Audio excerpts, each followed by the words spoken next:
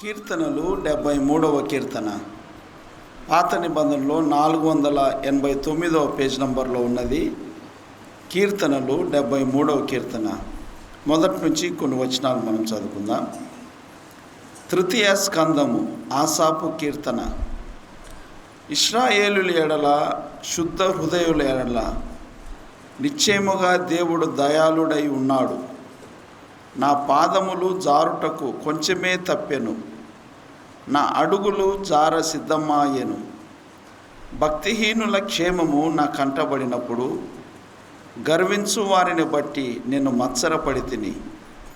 మరణమందు వారికి యాతనలు లేవు, వారు పుష్టిగా ఉన్నారు. ఇతరులకు కలుగు ఇబ్బందులు వారికి కలుగవు. ఇతరులకు పుట్టునట్లు వారికి తెగులు పుట్టదు. కావున గర్వము కంఠహారము వలె వారిని చుట్టుకొనిచున్నది.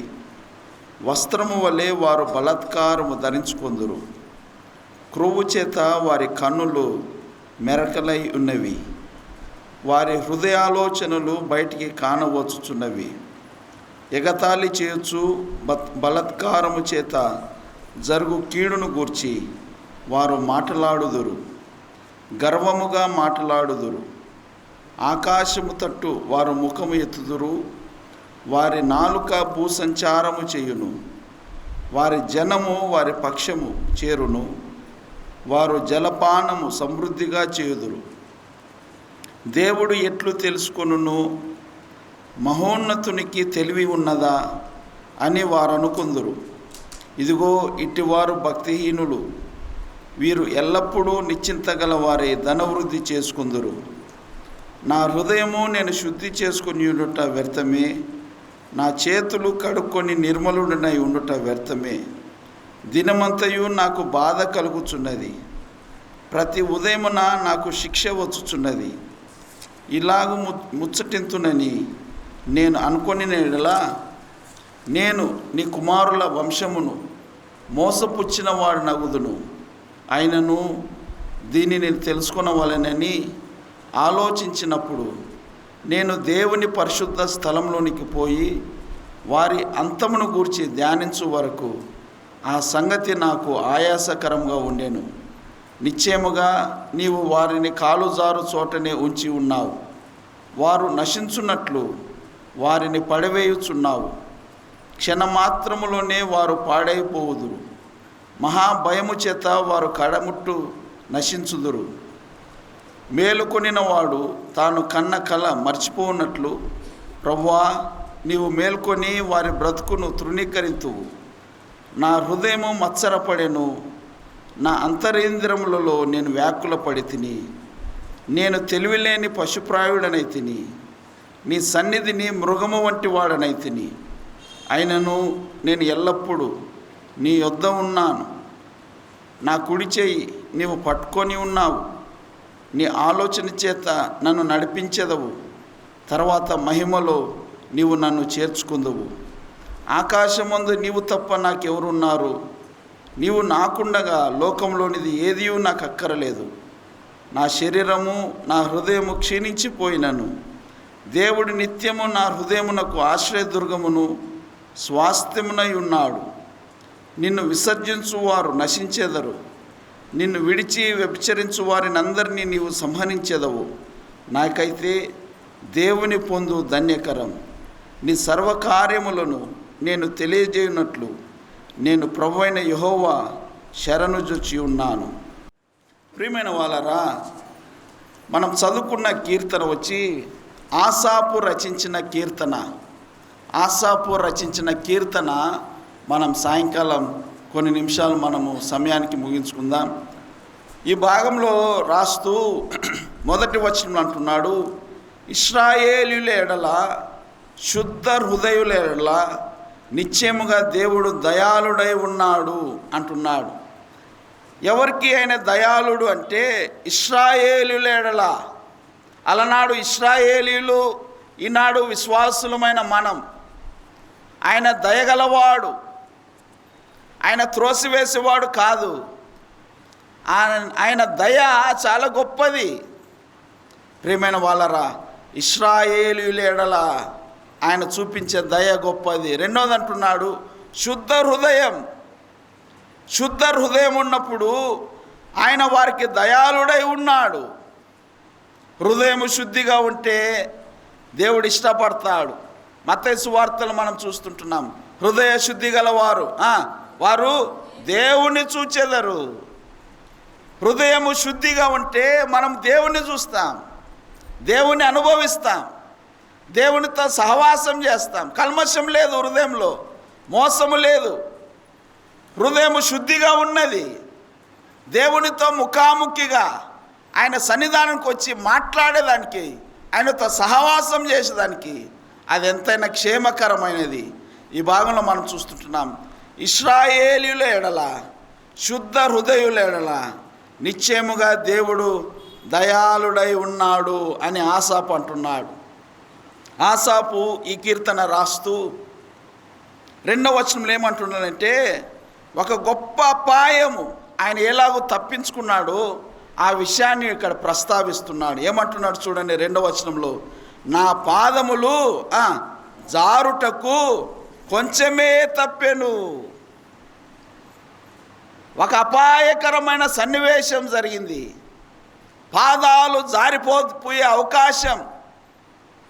చూడండి, మనం చాలాసార్లు వాట్సాప్లో చూస్తూ ఉంటాం, కొన్ని క్లిప్పింగ్స్ వస్తూ ఉంటాయి.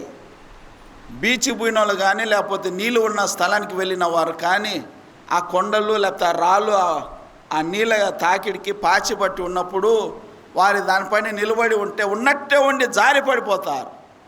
కాలు జారే స్థలం, ఎప్పుడు అపాయం వస్తుందో తెలియదు.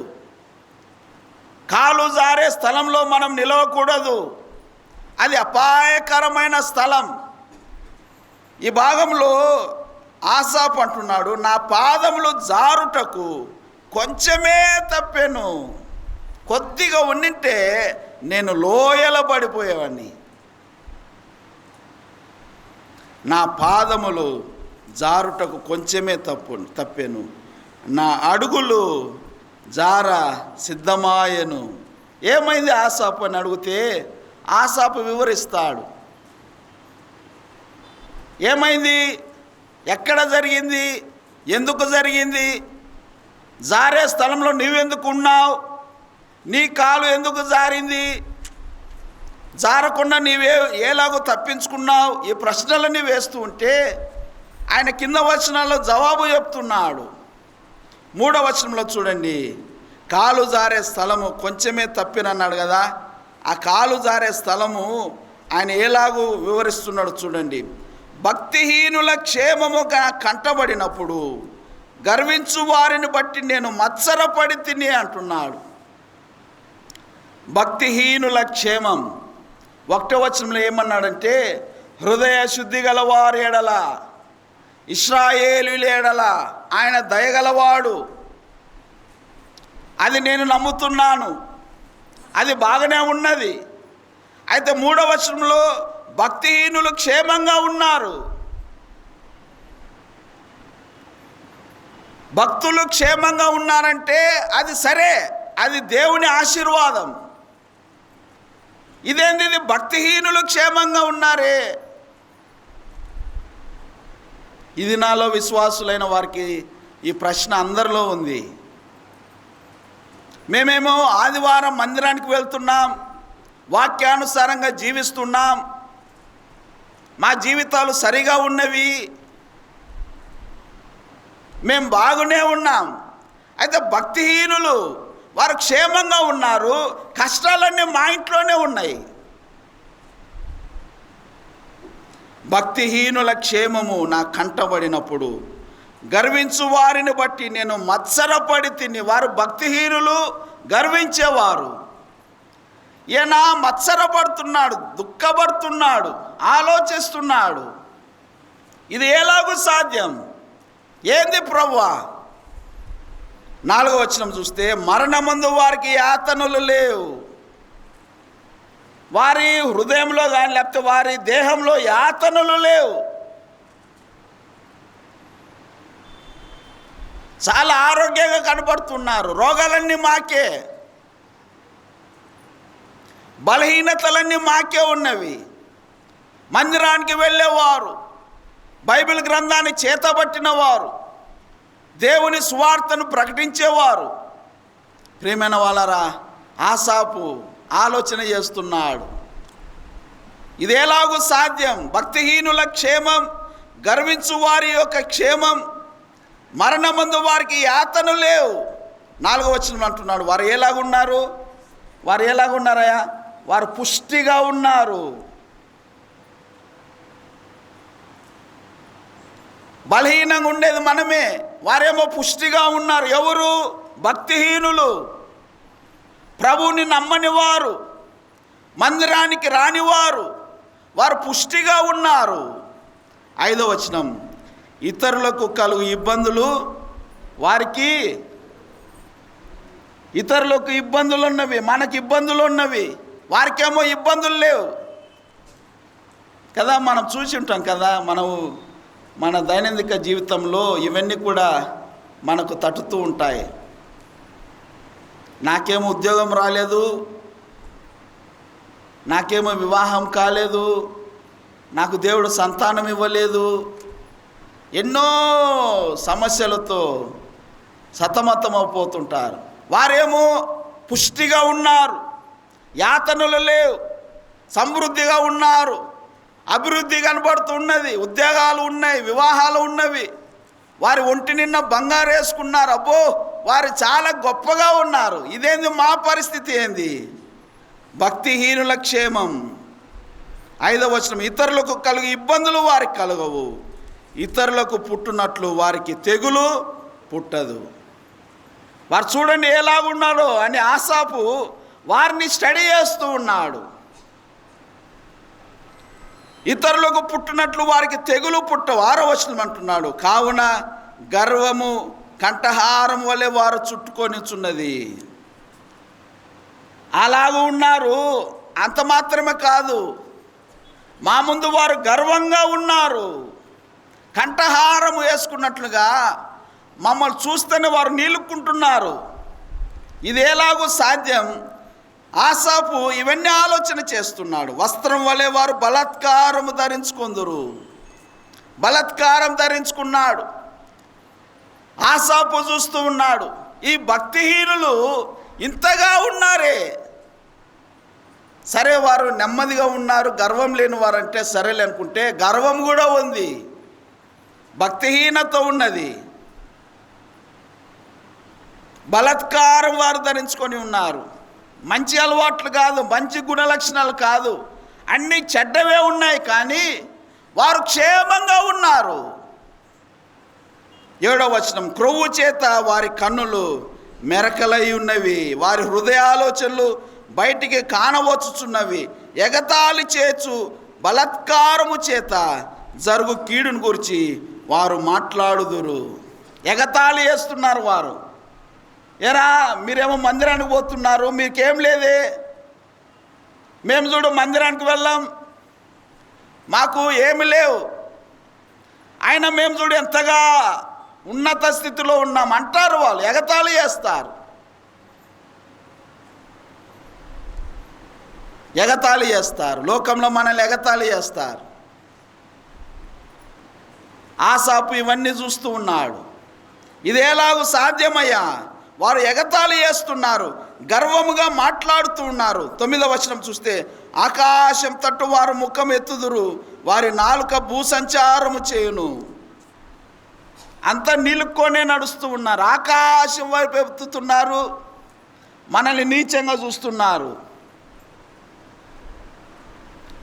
ఆ పరిస్థితిలో విశ్వాసులు ఉన్నారు. 10వ వచనం, వారి జనము వారి పక్షము చేరును, వారు జలపానము సమృద్ధిగా చేదురు. దేవుడు ఎట్లు తెలుసుకొనును, మహోన్నతునికి తెలివి ఉన్నదా అని వారు అంటున్నారు. ఇదేంది ఇది?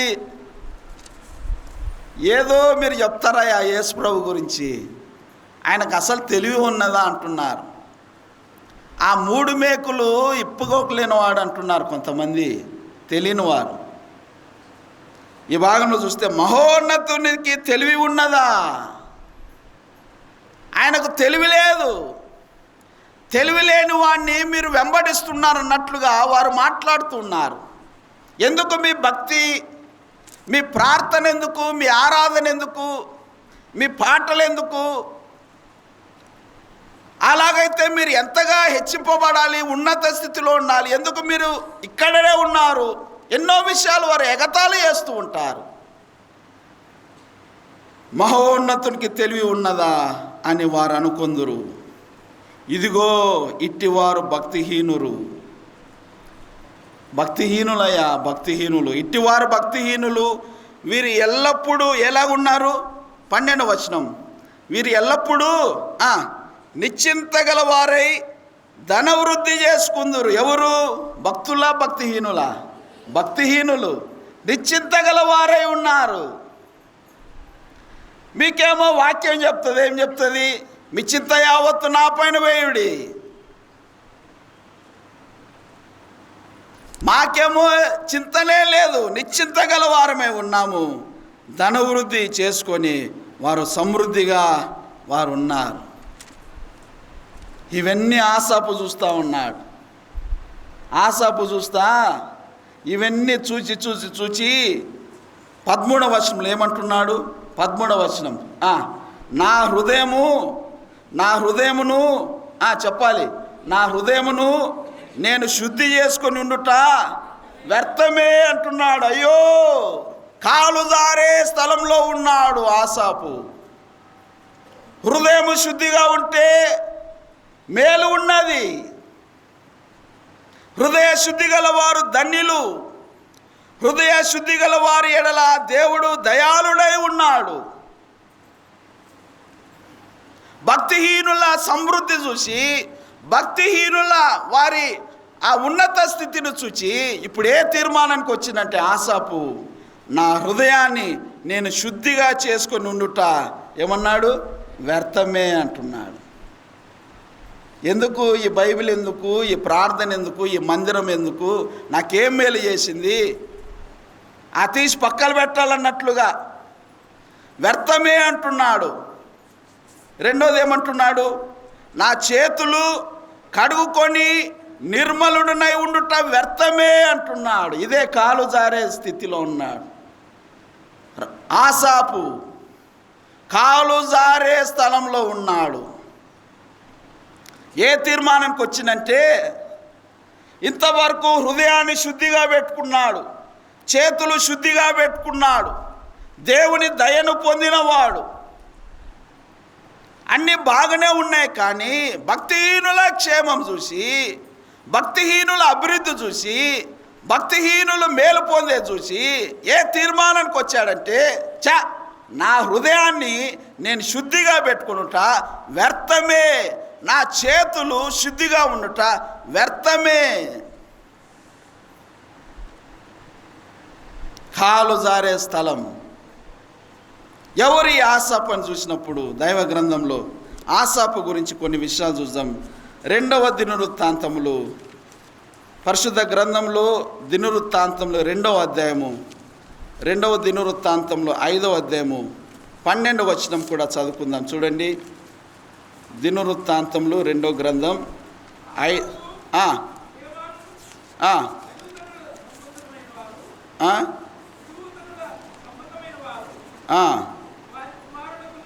చూడండి, ఈ భాగంలో మనం చదువుతాం. ఆసాపు, హేమాను, యదూతు ఆ సంబంధమైన వారు అని చెప్తూ కింద వచనంలో మనం చూస్తే వారు పాటలు పాడేవారుగా లేఖనాల్లో మనం చూస్తుంటున్నాం. ఆ కుటుంబము ఆసాపు, హేమాను, ఆ కుటుంబము చాలా విశేషమైన కుటుంబంగా లేఖనాల్లో మనం చూస్తుంటున్నాం. 6వ అధ్యాయము మొదటి దినవృత్తాంతములు 6వ అధ్యాయము 31వ వచనం కూడా మనం చదువుదాం. నిబంధన మందసమునకు స్థలము ఏర్పాటైన తర్వాత యెహోవా మందిరమందు సంగీత సేవ కొరకు దావీదు నియమించిన వారు వీరే అంటున్నాడు. మొదటి దినవృత్తాంతంలో 6వ అధ్యాయము 31వ వచనాన్ని నేను చదువుతుంటున్నాను. నిబంధన మందసముకు స్థలము ఏర్పాటైన తర్వాత యెహోవా మందిరమందు సంగీత సేవ కొరకు దావీదు నియమించిన వారు వీరే. ఎవరంటే 33వ వచనంలో కహాతీయుల కుమారులలో గాయకుడగు హేమాను అన్నాడు. గాయకుడగు హేమాను అన్నాడు. 39వ వచనంలో హేమాను సహోదరుడైన ఆసాపు అన్నాడు. ఆసాపు ఇతని కుడి పక్కన నిలుచువాడు అన్నాడు. ఆసాపు బెరక్య కుమారుడు అన్నాడు. 44వ వచనంలో మెరారీయుల ఎడమ ప్రక్కన నిలుచువారు, వారిలో ఏతాను ఉన్నాడు అంటున్నారు. వీరు ఎవరనగా మందసము ఎదుట సంగీత పరిచర్య చేసేవారు. ఆసాపు ఎవరు? మందసం ఎదుట దేవుని మందిరంలో పాటలు పాడేవారు, సంగీత పరిచర్య చేసేవారు.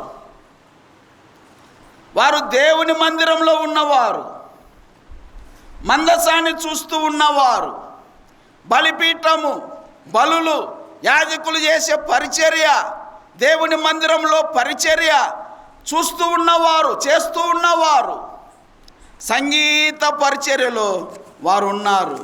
పరిశుద్ధ గ్రంథంలో మొదటి దినవృత్తాంతములు 15వ అధ్యాయము 16వ వచనం కూడా మనం చదువుకుందాం.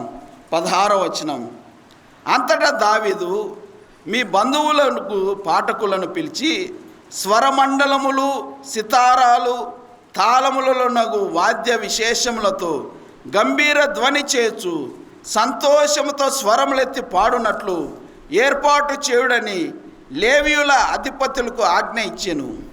కావున లేవీయులు యోవేలు కుమారుడైన హేమానును, వాని బంధువులలో బెరక్య కుమారుడైన ఆసాపును, తమ బంధువులకు మెరారీయులలో కూషియాహు కుమారుడైన ఏతానును వారు ఏర్పాటు చేసినట్లుగా లేఖనాల్లో మనం చూస్తుంటున్నాం. పాటలు పాడేదానికి ఎలాగున 16వ వచనం అంటున్నారు,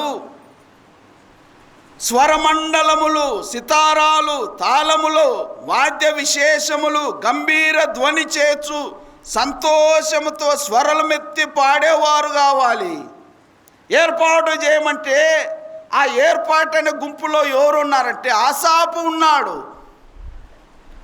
దేవుని మందిరంలో పరిచర్య చేసే ఆసాపు, మందసము ఎదుట పరిచర్య చేసే ఆసాపు, గంభీరంగా పాడే ఆసాపు, ఈయన దేవుని మందిరంలోనే ఉన్నాడు. 19వ వచనం, పాఠకులైన హేమానును, ఆసాపును, ఏతానును పంచలోహముల తాళములు వాయించుటకును వారు నిర్ణయింపబడిరి అనే మాటను చూస్తుంటున్నాం. వారు నిర్ణయింపబడిన వారు, ఏర్పాటైన వారు, గొప్ప భాగ్యం పొందిన వారు. దేవుని మందిరములో మందసము ఎదుట సంగీత పరిచర్య చేసే ఆ గంభీరమైన సేవ ఆసాపు దక్కింది. వారు రాగములు ఎత్తి పాటలు పాడుతున్నారు. హెచ్చు స్వరము, తగ్గు స్వరము, అనేక రకాలుగా వారు పాటలు పాడుతున్నారు. ఆ చాలామంది, వందల మంది గాయకులు ఉన్నారు. వారిలో వీరు ప్రాముఖ్యులు. 16వ అధ్యాయము మొదటి దినవృత్తాంతంలో 16వ అధ్యాయము 4వ వచనాన్ని కూడా నేను చదువుతాను చూడండి. 4వ వచనం, మరియు అతడు యెహోవా మందసము ఎదుట సేవ చేయుచు ఇశ్రాయేలుల దేవుడైన యెహోవాను ప్రసిద్ధి చేయుటకును వందించుటకును ఆయనకు స్తోత్రములు చెల్లించుటకును లేవీయులలో కొందరిని నియమించెను. వారిలో ఎవరున్నారు? ఆసాపు. ఆసాపు ఏమన్నాడు? ఆసాపు అధిపతి అంటున్నాడు. వారిలో ఆసాపు ఉన్నాడు.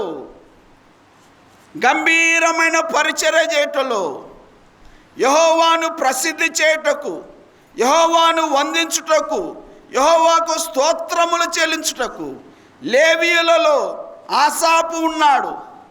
ఆ గుంపుకు ఆసాపు అధిపతి అని మనం చూస్తుంటున్నాం. ప్రియమైన వాళ్ళారా, ఆసాపు దేవుని మందిరంలో ఉన్నవాడు. ఆసాపు మందసానికి దగ్గర పరిచర్య చేస్తున్నవాడు. ఆసాపు లేవియ క్రమాన్ని పాటిస్తూ ఆ సంగీత ఆ బృందాన్ని నడిపిస్తూ గొప్పగా పాటలు పాడి దేవుని మహిమపరుస్తున్నవాడు. ఆయన నోట మహిమ ఉన్నది, ఆయన హృదయంలో స్తుతి ఉన్నది. దేవుని మహిమపరచుట, ఆయనను స్తుతించుట, ఆయనను ప్రసిద్ధి చేయుట. 5వ వచనంలో ఆఖరిలో చూస్తే ఆసాపు తాళములను వాయించువాడు అని మనం చూస్తుంటున్నాం. ఆసాపు చాలా కృపావరములు గలవాడు, వాద్యాలు వాయించేవాడు, పాటలు పాడేవాడు, కీర్తనలు పాడేవాడు, లేకపోతే ఆరాధన చేసేవాడు, దేవుని గొప్ప చేసేవాడు, మందిరంలో పరిచర్య చేసేవాడు. ఎన్నైనా మనం చూసుకోవచ్చు. ఆసాపు గురించి ఎన్నో విషయాలు ఈ లేఖనాల్లో రాయబడి ఉన్నవి. 16వ అధ్యాయం 7వ వచనం చూస్తే, మొదటి దినవృత్తాంతంలో 16వ అధ్యాయం 7వ వచనం, ఆ దినమందు యెహోవాను స్తుతి చేయు విచారణను ఏర్పరిచి దావీదు ఆసాపు చేతికిని వాని బంధువుల చేతికిని దాన్ని అప్పగించెను.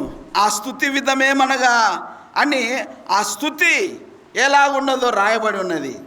దావీదు ఆసాపును పిలిచి ఆసాపుకు అది ఇస్తున్నాడు. అయా యెహోవాను స్తుతించాలి, ఇదిగో ఈలాగున. ఎంత ప్రాముఖ్యమైన స్థలంలో ఆసాపు ఉన్నాడు.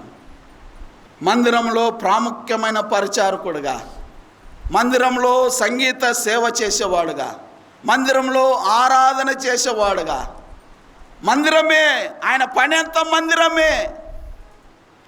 దావీదు ఆ మందసాన్ని తీసుకువచ్చి దానికి ఒక గుడారం వేసిన తర్వాత ఎవరు ఏం చేయలేనప్పుడు లేవీయులలో ఆసాపు ఆ గుంపులో తీసుకొని వచ్చి ఆసాపును పెట్టాడు. ఆసాపు అధిపతిగా ఉన్నాడు. ఆసాపు గొప్ప పనులు ఆయన చేస్తున్నట్లుగా మనం చూస్తుంటున్నాం.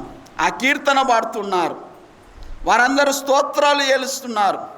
ఆ స్తుతి విధమేమన్నా కానీ దాదాపు 30 వచనాలు అవి చూస్తుంటున్నాం. 36వ వచనం, మొదటి దినవృత్తాంతంలో 16వ అధ్యాయం 36వ వచనం చూస్తే, మేము నీ పరిశుద్ధ నామమునకు కృతజ్ఞతాస్తుతులు చెల్లించున్నట్లు, నిన్ను స్తుతించుచు అతిశయించున్నట్లు అన్యజనుల వశంలో నుండి మమ్మను విడిపింపుము అని ఆయనను బతిమాలుకొనిడి. ఇశ్రాయేలులకు దేవుడైన యెహోవా యుగ యుగముల అన్నిటను స్తోత్రము వందునుగాక. ఈలాగున వారు పాడగా జనులందరూ ఆమేన్ అని చెప్పి యెహోవాను స్తుతించిరి.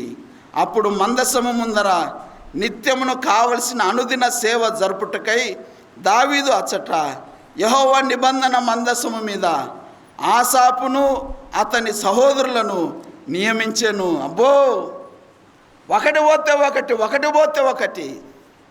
ఆసాపుకు గొప్ప బహుమానాలు దొరుకుతున్నవి. మందసము ఎదుట సేవ చేయుటకు నిబంధన మందసం మీద ఆసాపు అతని సహోదరులను నియమించాడు, అనుదిన సేవ జరుపుటకై. ప్రియమైన వాళ్ళరా, ఆసాపు ఎంత విశేషమైన స్థలంలో ఆయన ఉన్నాడో లేఖనాల్లో మనం చూస్తుంటున్నాం. మందిరంలో పరిచర్య చేసేవాడు, మందసానికి బహు సమీపంగా ఉన్నవాడు, దేవునికి పాటలు పాడేవాడు, ప్రజల మనసులన్నీ దేవుని వైపు త్రిప్పేవాడు.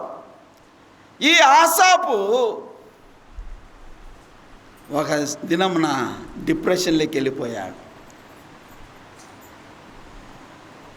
ఏం లాభం, నేను ఇంత పని చేసి, ఇంత మందిరంలో ఇంత కష్టపడి నేను ఇంత చేస్తే నాకు ఏమి లేదే అన్నట్లుగా, ఇన్ని ఉన్నా, ఇంత శ్రేష్టమైన భాగ్యము పొందినా, మందిరంలో చూడాలి, మందిర సేవ జరిగించాలి, ఈ పనిలో ఉండవలసిన వాడు భక్తిహీనుల క్షేమం చూస్తున్నాడు. భక్తిహీనులు వారు ఎలాగుంటే నీకెందుకు? దేవుడు మనకు ఒక పని అప్పగించి ఉంటుండగా ఆ పనిని మనం చేయాలి. ఆయన ప్రేమించి ఇచ్చాడు. ఆసాపు అధిపతి, ఆసాపు నియమింపబడ్డాడు. ఆసాపు ఆ వరుసలో మధ్యలో ఉన్నాడు. ఆసాపు మందసం ఎదుట ఉన్నాడు. ఎన్నో విషయాలు చెప్తున్నాడు. ఈ ఆసాపు ఏమంటున్నాడంటే, భక్తిహీనుల క్షేమం నా కంటబడినప్పుడు నేను మత్సరపడి తిని. ఏం తీర్మానం చేసుకుంటున్నాడంటే, నా హృదయము శుద్ధిగా ఉండుట వ్యర్థమే, నా చేతులు కడుక్కొని నిర్మలుడనై ఉండుట వ్యర్థమే. మందిరంలో పని చేయాలంటే హృదయం శుద్ధిగా ఉండాలి, చేతులు శుద్ధిగా ఉండాలి, సాక్ష్యం శుద్ధిగా ఉండాలి, నిర్మలమైన మనసుతో పరిచర్య చేయాలి, కల్మషం ఉండకూడదు. మనస్సాక్షి హెచ్చరిస్తుండగా ఏ దోషమున్నా ఏ లోపమున్నా ఆగిపోవాలి. ఆసాపు హృదయ శుద్ధి గలవాడై, చేతులు శుద్ధిగా ఉండి నిర్మలమైన మనస్సాక్షితో పరిచర్య చేస్తూ ఉన్నాడు. ఇన్ని చేస్తున్నా నాకు ఏమి లేదే అనుకుంటున్నాడు. మందసం మీద ఉన్నాను, మందిరంలో ఉన్నాను, పరిచర్య చేస్తున్నాను, ప్రభు పనిలో ఉన్నాను, అయితే నాకెందుకు ఏమి లేదు. అపోస్తలుడైన పౌలు కొరింథీయులకు రాస్తూ మొదటి కొరింథీ పత్రిక 2వ అధ్యాయం 9వ వచనం, మనకందరికి తెలిసిన వచన భాగమే, ఒకసారి చదువుకుందాం. అపోస్తలుడైన పౌలు కొరింథీయులకు రాసిన మొదటి పత్రిక 2వ అధ్యాయము 9వ వచనం.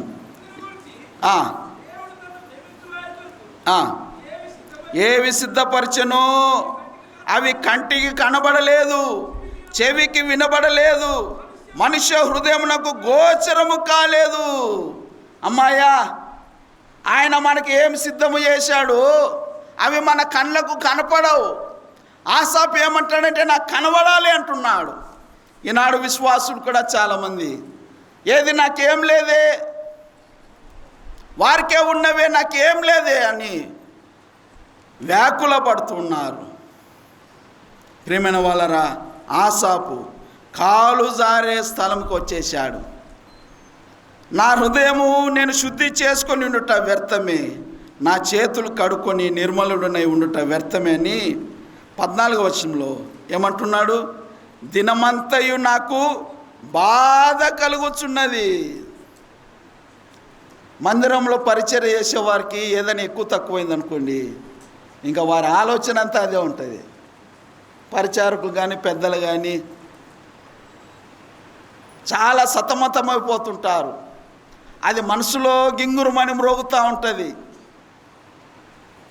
ఆనాడు ఆసాపు కూడా అదే, దినమంతా నాకు బాధ కలుగుచున్నది, ప్రతి ఉదయమున నాకు శిక్ష వచ్చుచున్నది, నిద్ర లేదు, అదే ఆలోచనలో ఉన్నాను అని ఆయన చెప్తూ ఇలాగ ముచ్చటింతున్నని నేను అనుకుని నేడలా నేను నీ కుమారుల వంశమును మోసపుచ్చిన వాడు నగుదును. అయితే ఒక మంచి పని చేశాడు. అయ్యా, నేను ఆసాపుని, లేవి వంశంలో పుట్టినవాడుని, సంగీత పరిచర్య చేయుటకు నన్ను ఏర్పాటు చేసుకున్నావు. నేను ఉన్నాను, నా కుమారులు ఉన్నారు. అదే ఈ బాధ నా కుమారులు చూస్తే తట్టుకోలేరేమో. అయితే ఒకటి చేస్తాను. 16వ వచనం ఏమన్నాడు?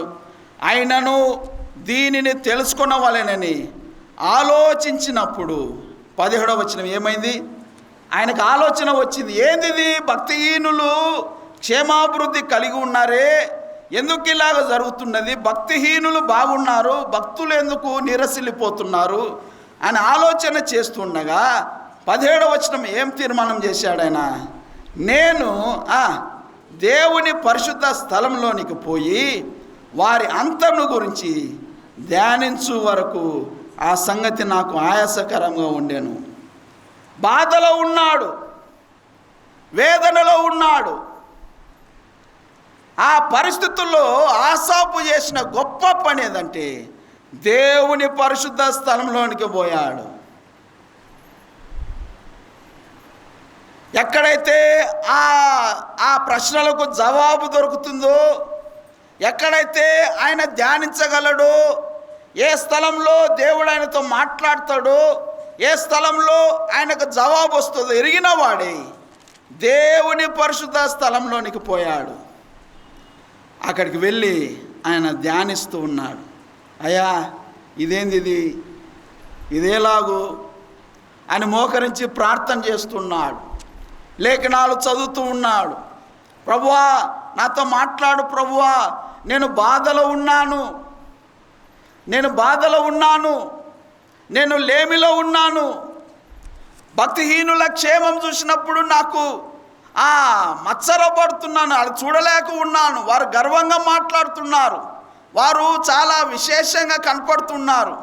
ఇది ఎలాగూ సాధ్యమని ఆయన దేవుని పరిశుద్ధ స్థలంలోనికి పోయి వారి అంతమును గురించి ధ్యానించు వరకు ఆ సంగతి నాకు ఆయాసకరముగా ఉండెను. ఆయాసముతో వెళ్ళాడు, ప్రశ్నలతో వెళ్ళాడు, దేవుని సన్నిధానంలో కూర్చున్నాడు, పరిశుద్ధ స్థలంలో ప్రార్థన చేశాడు. ప్రార్థన చేయగా 18వ వచనంలో ఆయనకు జవాబు దొరుకుతున్నది. ఏమంటున్నాడంటే, నిశ్చయముగా నీవు వారిని కాలుజారు చోటనే ఉంచి ఉన్నావు. నన్ను కాదు, నేను కాదు. ధ్యానించిన తర్వాత ఆసాపుకు అర్థమైంది, అయ్యోయ్యో నేను కాదు, దేవుని మందిరంలో పరిచర్య చేస్తున్నాను. ఆయన మనకిచ్చేవి అవి కంటికి కనపడవు, చెవికి వినబడవు, మనుష్య హృదయానికి గోచరము కావు. ఎంతో శ్రేష్టమైనది ఆయన మనకు అనుగ్రహిస్తున్నాడు. భక్తిహీనులు 18వ వచనం అంటున్నాడు, నిశ్చయముగా నీవు వారిని కాలుజారు చోటనే ఉంచి ఉన్నావు, వారు నశించున్నట్లు వారిని పడవేయుచున్నావు. కాలు జారే స్థలంలో నేను ఉన్నాను అనుకున్నాను, లేకపోతే ఆ ఘోరమైన పరిస్థితుల్లో నేను ఉన్నానని ఒక తీర్మానానికి వచ్చాను. ఏ తీర్మానానికి? హృదయము ఇంకా అన్నీ వదిలిపెట్టి లోకంలో కలిసిపోవాలి అనే తీర్మానానికి వచ్చాను. నేను కానీ మందిరానికి రాకపోతే, నేను కానీ ప్రార్థన చేయకపోతే, నేను కానీ పరిశుద్ధ స్థలంలో ధ్యానించకపోతే నేను కాలి జారిపోయేటోని, లోయలో పడిపోయేటోని. అయిపోయి అడ్రస్ లేదు. ఆసాపు ఎక్కడున్నాడు? మందిరంలో ఉన్న ఆసాపు ఏడి? పరిచర్య చేస్తున్న ఆసాపు ఏడి? పాటలు పాడి ఆసాపు ఏడి? మందసం మీద అధిపతిగా ఉన్న ఆసాపు ఏడంటే ఎక్కడున్నాడు? లోకంలో ఉన్నాడు. కొంచెమే తప్పెను. ప్రియమైన వాళ్ళారా, మందిరం ఎంత ప్రాముఖ్యమైనది. మందిరంలోనికి వస్తే, మన పాట కూడా పాడుకున్నాం, మందిరంలోనికి వస్తే ఎటువంటి సమస్యకైనా జవాబు ఉన్నది. ఎంత పెద్ద సమస్య అయినా, ఎంత పెద్ద రోగమైనా, ఎంత పెద్ద కష్టమైనా మందిరంలోని ప్రార్థన, మందిరంలోని సహవాసం, మందిరంలోని వెట్టదనం ద్వారా మేలు ఉన్నది. ఆసాపు పరిశుద్ధ స్థలంలోనికి వెళ్ళాడు, సాష్టాంగ పడ్డాడు, ప్రభుని వేడుకున్నాడు, ప్రభుతో ఆయన మాట్లాడాడు. ప్రభుతో మాట్లాడుతున్నప్పుడు, నిశ్చయముగా నీవు వారిని కాలు జారు చోటనే ఉంచి ఉన్నావు, వారు నశించున్నట్లు వారిని పడవేయుచున్నావు. 19వ వచనం, క్షణమాత్రంలోనే వారు పాడైపోదురు, మహాభయము చేత వారు కడముట్టు నశించుదురు. మేలుకొనిన వాడు తాను కన్న కల మర్చిపోవునట్లు, ప్రభువా నీవు మేల్కొని వారి బ్రతుకును తృణీకరింతువు. వారు క్షణమాత్రంలోనే నశించిపోయేవారు. వారి క్షేమము అది పర్మనెంట్ అయింది కాదు. వారి దగ్గర ఉన్నవన్నీ శాశ్వతమైనది కాదు. వారు శాశ్వతమైన రాజ్యంలోనికి రాలేరు. మన దగ్గర ఏమున్నా ఏమి లేకపోయినా మనం ఆయనను కలిగి ఉన్నాం కాబట్టి ఆ శాశ్వత రాజ్యంలోనికి ప్రవేశం మనకున్నది. ఆ శాశ్వత రాజ్యంలో ఆయన ఉన్నాడు, ఆయనతో కూడా మనం ఉంటాం. ఆయన ఎవరంటే ఆయన మహా ఐశ్వర్యవంతుడు. ఆయన వంటి వారు ఎవరూ లేరు. ఆ గొప్పవానితో మనకు సహవాసం, ముఖాముఖిగా చూచే భాగ్యం. వారు నిశ్చయముగా కాలు జారే స్థలంలోనే ఉన్నారు. వారికి మిద్దెలున్నా, మేడలున్నా, ఆస్తి ఉన్నా, అంతస్తు ఉన్నా, ఎన్ని ఉన్నా వారు లోకంలో నశించిపోదురు. క్షణమాత్రంలోనే వారు పాడైపోదురు. 21వ వచనం అంటున్నాడు, అయ్యో నా హృదయము మత్సరపడెను, నా అంతరింద్రియములలో నేను వ్యాకుల పడి తిని. నేను ఎలాగున్నాను, నేను ఏం పని చేశాను? తెలివిలేని పశుప్రాయుడనై తిని, నీ సన్నిధిని మృగము వంటి వాడనై తిని. అర్థం కానప్పుడు అంతే. ఏమి బ్రదర్ బాగున్నాడే, ఎందుకు వెంటనే ఇంత రౌద్రంగా మాట్లాడుతున్నాడు అంటారు కొంతమంది. ఎందుకంటే అర్థం కాలేదు. విషయాలు అర్థం చేసుకోక అపార్థం చేసుకొని ఎక్కువ మాట్లాడుతూ ఉంటారు. ఆసాపు కూడా అదే చేస్తున్నారు. రౌద్రుడయ్యాడు, తెలివిలేని పశుప్రాయుడునైతిని, మృగము వంటి వాడనైతిని. ఎంత కోపగించుకున్నాడు ఆసాపు. ఏంది ప్రభువా, నన్నేమో పాటలు పాడమంటావు, నాకేమియవు, నన్నేమో పరిచర్య చేయమంటావు, నన్ను పట్టించుకోవే. మృగము వంటి మాటలు మాట్లాడాడు, పశుప్రాయుడయ్యాడు, వ్యాకుల పడ్డాడు.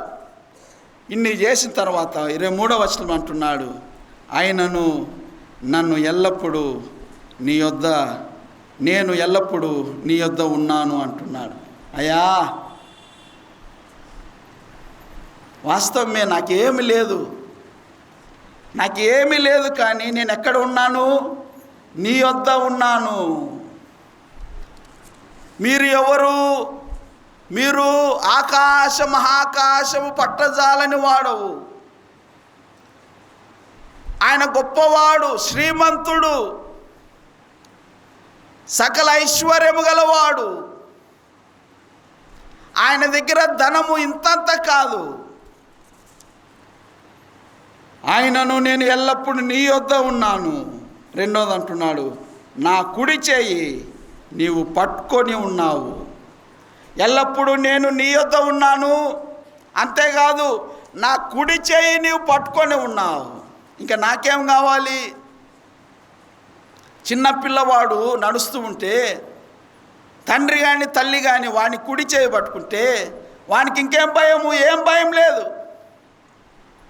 ఎంతైనా ఎగురుతాడు, నవ్వుతాడు, ముందుకు సాగుతాడు. ఎందుకు?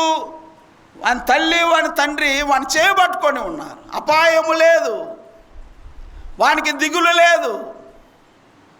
ఇప్పుడు ఆసాపు అంటున్నాడు, అయ్యా, నీవు ఎల్లప్పుడూ నా యొద్ద ఉన్నావు, నా కుడి చేయి నీవు పట్టుకొని ఉన్నావు. మూడోది అంటున్నాడు, నీ ఆలోచన చేత నన్ను నడిపించేదవు. నేను నడవాలంటే ఆలోచన నీవిస్తావు. అది శ్రేష్టమైన ఆలోచన. ఆయన ఇచ్చే ఆలోచన భూలోకంలో ఎవరు ఇవ్వరు. అంత శ్రేష్టమైన ఆలోచన ఆయన అనుగ్రహిస్తాడు. తర్వాత మహిమలో నీవు నన్ను చేర్చుకుందువు. నీవు నాకున్నావు, నా కుడి చేయి నీవు పట్టుకొని ఉన్నావు, నీ ఆలోచన నీవు నాకు ఇస్తూ ఉన్నావు. అంతేకాదు నీ మహిమ ఇస్తున్నావు, ఆ మహిమలో నన్ను చేర్చుకుంటున్నావు. కొంచెంలో తప్పింది కాలు జారేది. కాలు జారే స్థలంలో నిలబడ్డాను, ఇంకా ఒక్క అడుగు వేసింటే పడిపోయేవాడిని, అడ్రస్ లేకుండా పోయేది. అంతగా నేను బాధపడినాను, అంతగా నిన్ను దూషించినట్లుగా. ఏంది భక్తిహీనులు, ఏంది భక్తులు, ఏంది భక్తులు దిగిపోవటం, ఏంది భక్తిహీనులు పెరిగి రావడం, ఏది ఇవన్నీ ఆలోచిస్తూ నేను కృంగిపోయాను ప్రభువా. అది పరిశుద్ధ స్థలంలోనికి వచ్చిన తర్వాత దాని అంతం ఏదో నేను తెలుసుకోవాలని నీ యొద్ద నేను ప్రార్థన చేసిన తర్వాత, ప్రభువా నీ విషయం నాకు తెలియజేశావు, అంతే చాలన్నట్లుగా తాను చేసిన తప్పులు ప్రభు ఎదుట ఒప్పుకుంటున్నాడు. అయ్యో, నేను పశుప్రాయుడనై తిని, మృగము వల్లే మాట్లాడి తిని, ప్రభువా నన్ను క్షమించన్నట్లుగా. అయ్యా, నీవు నాకున్నావు, అంతే చాలు. నీవు నా కుడి చేయబట్టుకొని ఉన్నావు, అంతే చాలు. నీ ఆలోచన నాకు అనుగ్రహిస్తున్నావు, అంతే చాలు. నీ మహిమ నాకు ఇచ్చుచున్నావు, అంతే చాలు. లోకంలో ఉన్నదంతా ఒక ఎత్తు వేసి ఈ 4 ఒక పక్క పెడితే అదెంతో బరువు గలవి, విశేషమైనవి, శ్రేష్టమైనవి. ప్రియమైన వాళ్ళరా, ఆసాపు, గాయకుడైన ఆసాపు, సంగీత పరిచర్య చేస్తున్న ఆసాపు, దేవుని మందిరంలో పరిచర్య చేస్తున్నవాడు, మందసము ఎదురుగా సేవ చేస్తున్నవాడు, శ్రేష్టమైన స్థలంలో ఉండి పని చేస్తున్న ఆసాపు గొప్ప ఆశీర్వాదం ఆయన పొందినట్లుగా ఆయనకు అర్థమైంది. 25వ వచనంలో అంటున్నాడు, 25వ వచనంలో ఏమంటున్నాడు? ఆకాశమందు నీవు తప్ప నాకెవరున్నారు? ఆకాశం ఎంత విశాలమైనది. ఆ ఆకాశంలో నీవు ఉన్నావు, నీవు తప్ప నాకు ఎవరున్నారు? నీవు నాకుండగా లోకంలోనిది ఏది నాకు అక్కరలేదు. మందిరానికి వచ్చి మందిరంలో దేవుని వాక్యం ఆలకిస్తే మన హృదయంలో ఉన్న ఆ ప్రశ్నలకు ఆయన జవాబిస్తాడు. మనం ప్రశ్నలు కలిగి ఇంట్లో ఉంటే జవాబు రాదు. ఆసాపు మందిరానికి రాకుండా ఆ ప్రశ్నలతో లోకంలోనే ఉండినట్లయితే జారిపోయేవాడు. ఆయన హెచ్చరింపబడి నేను పరిశుద్ధ స్థలానికి వెళ్ళాలి, నేను ప్రార్థన చేయాలి, దీని అంతమేదో తెలుసుకోవాలన్నప్పుడు వచ్చాడు, ధ్యానం చేశాడు, విషయం అర్థమైంది. ఆకాశమందు నీవు తప్ప నాకు ఇంకెవ్వరు లేరు. ఆకాశం, అయ్యా నీవు ఉన్నతుడవయ్యా, నీవు పైన ఉన్నవాడవయ్యా, నీవు నాకున్నావయ్యా, నీవు నాకుండగా ఆకాశంలో ఉన్నవాడు నాకున్నాడు, లోకంలోనిది ఏది నాకు అక్కర్లేదు. లోకంలో ఏమేమో ఉన్నవి, బంగారు ఉన్నది, అంతస్తు ఉన్నది, పేరు ఉన్నది, జ్ఞానం ఉన్నది, అబ్బో ఎన్నో ఉన్నవి. నీవు నాకున్నావు, వాటన్నింటికన్నా మిన్నైన వాడవు, హెచ్చైన వాడవు, నీవు నాకున్నావు, ఇంకా నాకు ఏది అక్కర్లేదు అని ఆసాపు దేవుని స్తుతిస్తూ ఉన్నాడు. 26వ వచనంకి వచ్చినప్పుడు నా శరీరము నా హృదయము క్షీణించిపోయినను, దేవుడు నిత్యము నా హృదయమునకు ఆశ్రయ దుర్గమును స్వాస్థ్యమునై ఉన్నాడు. రోగం వచ్చినా, క్షీణించిపోయినా, మంచంలో పడిపోయినా, ఇండ్లు లేకపోయినా, కష్టాలు వచ్చినా, ఉపద్రవాలు వచ్చినా, ఎన్ని వచ్చినా నీవు నాకు ఆశ్రయముగా ఉన్నావు, అంతే చాలు. నా శరీరము నా హృదయము క్షీణించిపోయినను, దేవుడు నిత్యము నా హృదయమునకు ఆశ్రయదుర్గముగా ఉన్నాడు. ఈ హృదయము ఆయన దుర్గముగా ఉన్నాడు, ఆశ్రయ దుర్గముగా ఉన్నాడు. ఈ హృదయము శుద్ధిగా ఉంటుంది ప్రభువా, నా హృదయము నేను శుద్ధిగానే పెట్టుకుంటాను. అయ్యో నేను తప్పు చేశాను, ఆలోచన వచ్చింది, నా హృదయాన్ని శుద్ధిగా ఉంచుకొనుట వ్యర్థమే అన్నాను. అయ్యా నీవు నా హృదయానికి ఆశ్రయ దుర్గముగా ఉన్నావు, కాపాడువాడవు నీవే. హృదయంలోనికి చెడ్డ ఆలోచనలు రాకుండా కాపాడువాడవు నీవే. ఆలోచన నీవిస్తావు, నా ఆలోచన నాకు వద్దు, లోకంలో ఏ ఆలోచన నాకు అవసరం లేదు. నా హృదయానికి ఆశ్రయ దుర్గముగా నీవు ఉన్నావు, స్వాస్థ్యమునై ఉన్నావు అంటున్నాడు. ఆశ్రయ దుర్గమే కాదు, స్వాస్థ్యం. లేవీయులకు భూభాగం లేదు, వారికి యెహోవాయే స్వాస్థ్యం. అది ఇక ఈ భాగంలో ఆయన నేర్చుకున్నాడు, మర్చిపోయాడు, ఇప్పుడు జ్ఞాపకం చేసుకున్నాడు. అరే ఆయనే నాకు స్వాస్థ్యం, యెహోవాయే నా స్వాస్థ్యము. ఆయన ఎవరు ఇప్పుడు అర్థమవుతుంది నాకు. భక్తిహీనులు క్షేమంగా ఉన్నా, భక్తిహీనులు ధనవృద్ధి చేసుకుంటున్నా, భక్తిహీనులకు యాతన లేకపోయినా, భక్తిహీనులు వారు ఎంతో అభివృద్ధి పొందుతున్నా నాకు ఇంకా అవసరమే లేదు. ఎందుకంటే నిజముగా వారు కాలుదారే స్థలంలో ఉన్నారు, నేను కాదు. యెహోవాయే నాకు స్వాస్థ్యమై ఉన్నాడు. 27వ వచనం, నిన్ను విసర్జించువారు నశించెదరు, నిన్ను విడిచి వ్యభిచరించు వారినందరినీ నీవు సంహరించెదవు. విసర్జించేవారు, వ్యభిచరించేవారు, ఆయనను పూజ చేయకుండా, ఆయనను వెంబడించకుండా, ఆయనను పక్కన పెట్టి వేరే దేవతలు పూజించేవారు ఉన్నారు. దాన్ని ఆయన వ్యభిచారం అంటున్నాడు. నిన్ను విసర్జించిన వారు ఉన్నారు, నిన్ను మర్చిన వారు ఉన్నారు. అయ్యా నేను ఆ లెక్కలో ఉండకూడదు, నేను ఉండను కూడా, ప్రభువా నన్ను క్షమించన్నట్లుగా ఆయన ప్రభుతో ఆయన మాట్లాడుతున్నాడు. 28వ వచనం అంటున్నాడు, నాకైతే దేవుని పొందు ధన్యకరము. ఆయన పొందు ఉంటే చాలు, దేవుని పొందు, ఆయన నాకు దగ్గర ఉంటే చాలు, ఆయన కౌగిట్లో నేను ఉంటే చాలు, ఆయన రొమ్మును నేను ఆనుకొని ఉంటే చాలు.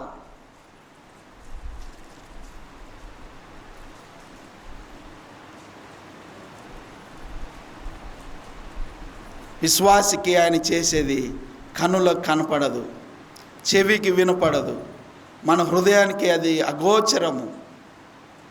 ఎంత చేస్తున్నాడో ఆయన. ఒక దినం కన్నులారా చూస్తాం, మన కన్నులు సరిపోవు. ఆయన అంతగా చేస్తాడు. ఇప్పుడేమో మనం బలహీనులుగా కనపడతాం. సాయంకాలం కొంతమంది సహోదరులు వచ్చారు నా దగ్గరికి ప్రార్థన చేయించుకునేదానికి. అయ్యా, మేము దిక్కులేని వారమయ్యా, మేము ఒంటరి వారమయ్యా, మాకేమి లేదయ్యా, మా కొరకు ప్రార్థన చేయ. అవును, లోకంలో ఇవన్నీ ఉన్నవి, పరలోకంలో ఇది లేదు.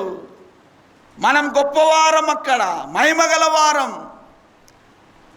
కనులారా ఆ శ్రేష్టమైన భాగ్యము, ఆ శ్రేష్టమైన పరలోక రాజ్యము మనం చూస్తాం. అంతేకాదు, ఆ పొందును చూస్తాం, ఆ ప్రభువుని చూస్తాం. ఆయన ఎంత మహిమగలవాడో, ఆయన ఎంత విశేషమైన వాడో, ఆయన ఎంతగా కొనియాడబడుతున్నాడో. కోట్ల కొలది దేవదూతలందరూ ఆరాధిస్తూ ఉండగా వారితో కలిసి మనము కూడా ఆయన పరిశుద్ధుడు పరిశుద్ధుడు పరిశుద్ధుడని. ఇంకా మన పని అదే, ఆయనను కీర్తించుట, కొనియాడుట, హెచ్చించుట. ప్రియమైన వాళ్ళరా, కాలు జారే స్థలంలో, ఆ స్థలం నుంచి ఆసాపు 28వ వచనంలో అంటున్నాడు, నాకైతే దేవుని పొందు ధన్యకరం, నీ సర్వకార్యములను నేను తెలియజేయనట్లు నేను ప్రభువైన యెహోవా శరణుజొచ్చి ఉన్నాను అంటున్నాడు. నీ సర్వకార్యములను నేను తెలియజేస్తాను. అయ్యా, నీవు మాకెన్ని మేలులు చేశావు, నీ కార్యములు ఎంతో గొప్పవి, నేను జనులకు తెలియజేస్తాను. ప్రియమైన వాళ్ళరా, ఆసాపు ఇశ్రాయేలుల శుద్ధ హృదయుల నిశ్చయముగా దేవుడు దయాళుడై ఉన్నాడు అని చెప్పిన ఆసాపు, నా పాదములు జారుటకు కొంచెమే తప్పెను, నా అడుగులు జార సిద్ధమాయను, ప్రమాదంలో ఉన్నాను. ఆ పరిస్థితి ఎటువంటిదో ఆయన వివరిస్తూ మనకు హెచ్చరిస్తున్నాడు. మనం కూడా అప్పుడప్పుడు ఈ పరిస్థితులు ఉంటాం. కాలు జారే స్థలంలోనికి. ఆసాపు ఈ కీర్తన మనం చదువుతున్నప్పుడు నిశ్చయంగా ఆయన మనల్ని విడిచిన వాడు కాదు, ఆయన మనల్ని చేయబట్టుకున్నవాడు, మనల్ని నడిపించేవాడు, మనతో ఉన్నవాడు, మనకు ఆలోచన ఇచ్చేవాడు, మనకు మహిమనిచ్చేవాడు, మనల్ని త్రోసివేసిన వాడు కాదు, ఆశ్రయదుర్గంగా ఉన్నవాడు. లోకంలో ఆయన చేసేటివి మనకు కనపడవు, కానీ ఆ స్థలంలో మనకు కనబడబోతున్నది. ఆ శ్రేష్టమైన భాగ్యం మనం పొందబోతున్నాం. కాబట్టి లోకయాత్రలో నిరుత్సాహపడకుండా, డిప్రెషన్లోకి వెళ్ళిపోకుండా, వారిని చూచి మత్సరపడకుండా, అధైర్యపడకుండా, వారు చాలా గంభీరంగా నడుస్తూ వెళుతూ ఉంటారు మన ముందు. మనం ఏమీ అధైర్యపడకుండా మనకున్న దాంట్లోనే తృప్తిగా ఉండి, ఎందుకంటే ఆయన మనకున్నాడు. నీవే నా స్వాస్థ్యం అన్నాడు ఆసాపు. మన స్వాస్థ్యం ఆయనే. కాబట్టి ఈ లోకయాత్రలో సంతోషముతో సాగుటకు, ఆయనని ఇంకా హెచ్చించుటకు ప్రభు అట్టి కృప మనకు దయచేయనట్లు ప్రభువే సహాయం చేయనుగాక. దేవుడు తన వాక్యములను మన వినికిడిలో దీవించుగాక. అందరికీ ప్రేమ వందనాలు.